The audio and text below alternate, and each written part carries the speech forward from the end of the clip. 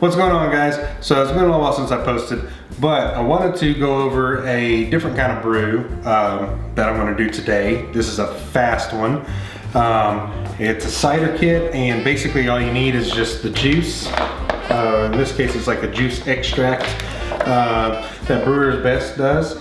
This is actually the peach mango cider kit, and along with it I had to get 2 pounds of corn sugar because I dissolved that with this in the fermenter, and then I top it up to 6 gallons with some pure RO water that I've purchased. Anyways, I've got about 1 gallon of really hot water here, and I've got the juice and I've got the corn sugar.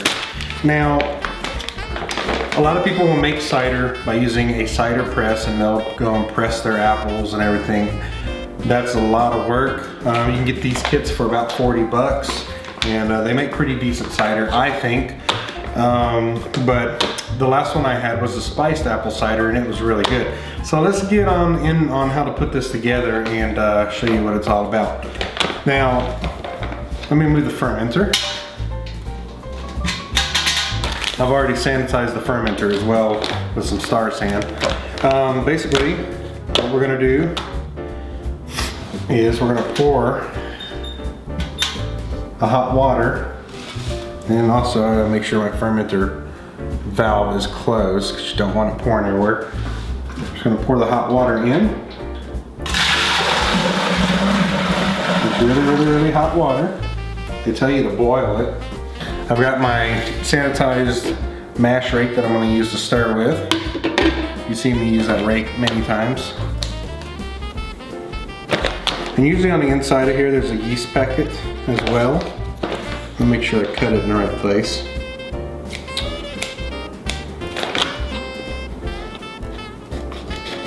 Just clear across the top. There's usually 2 compartments in here. At least in the last one there were 2 compartments. See if I can pull it apart here. Okay, and there are, you'll see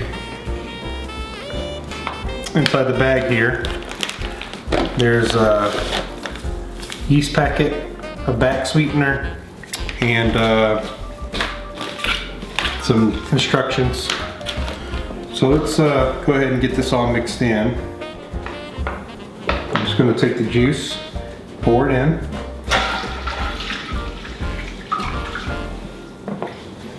So,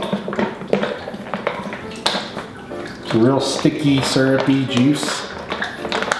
It smells great, man. It smells so good.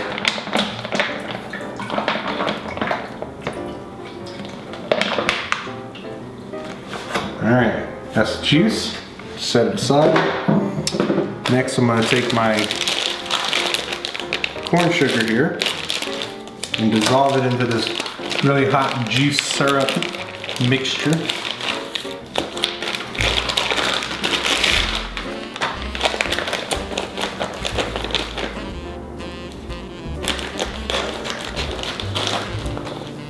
Just gonna dump it in there.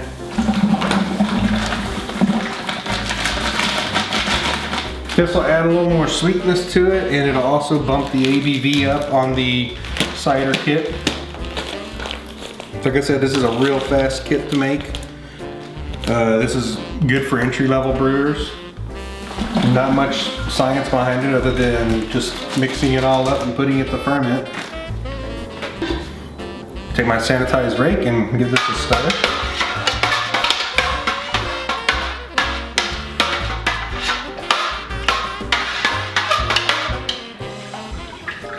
It stirred pretty good.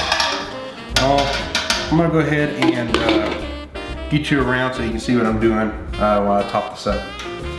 All right, now the instructions say to top this up to 6 gallons. So I got some pure RO water here. And I can see the markings on my fermenter.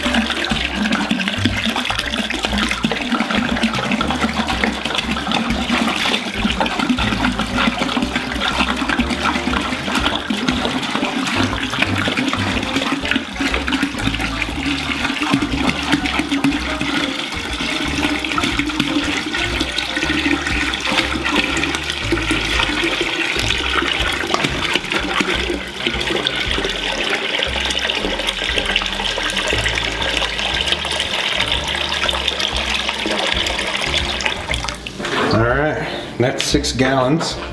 Good thing my fermenter's 7. Now I'm just gonna take my spatula and stir it up. Mix it up real good.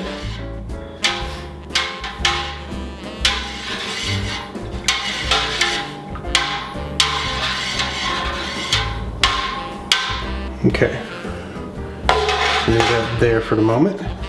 Okay, when you get these kits, you're typically going to get 3 things with it.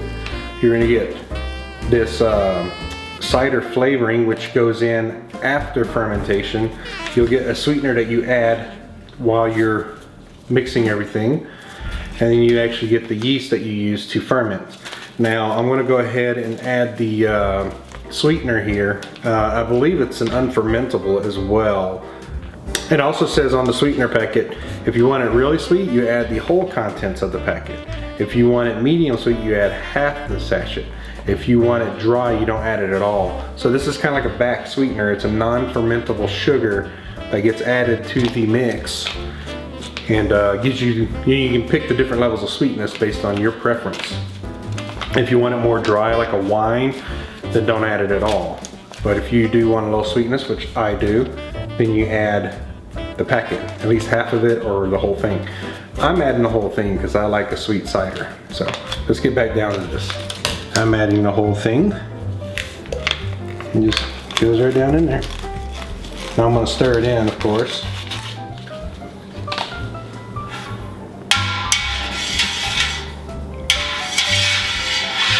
Another thing I like about this mash rate with the Grainfather that I bought for the Grainfather is how it's perforated like it is. So it's great for stirring. It works as good as a stir spoon and as a mash rate.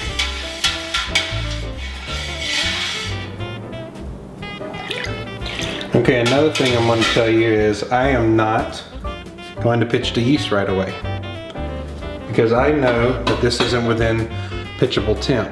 I'm going to use I'm actually going to use the brew jacket to bring it down to temp and ferment, because this needs to be pitched at around, actually, you know what? I'm going to pitch this yeast packet once this is down to about 75 degrees or below, according to the packet. That's what the tolerance range is for this yeast. Between 60 and 75 is optimal.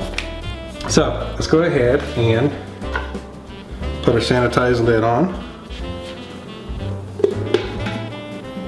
Okay, clamp it in place.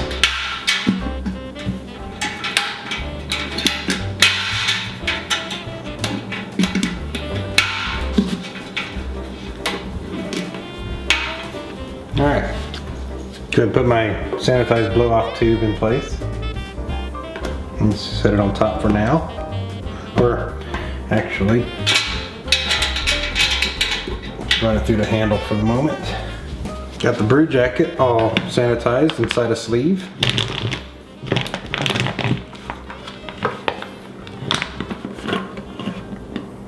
Perfect.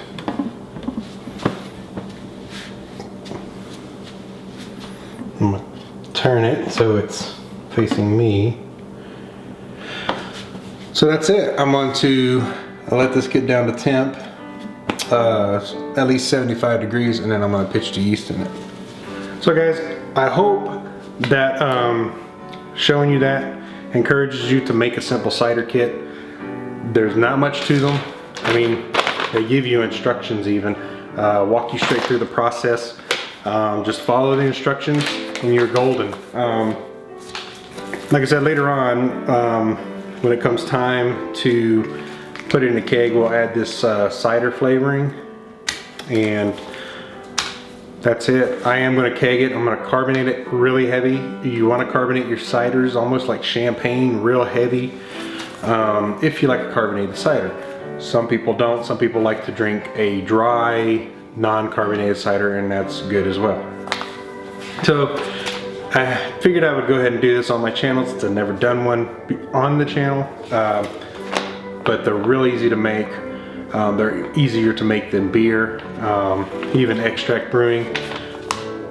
Anyone can make these. The key to this though is follow the instructions, sanitize everything. Do not skip on sanitation anywhere, because you're not really boiling anything, so you're opening yourself up to contamination more whenever there's no pasteurization going on. So anyways guys, we'll see you soon. So take care.